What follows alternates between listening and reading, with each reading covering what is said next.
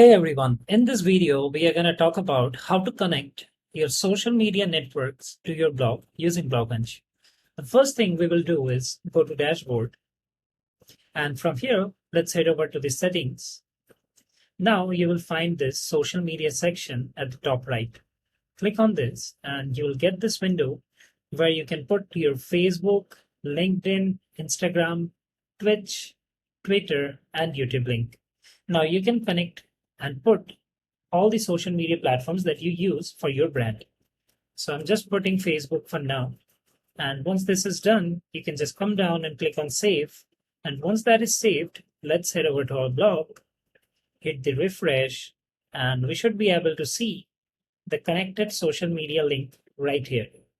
So if you click on this, it should redirect you to the link that you have pasted right there. So this is how you can easily connect your social media network to your blog using BlogHunch.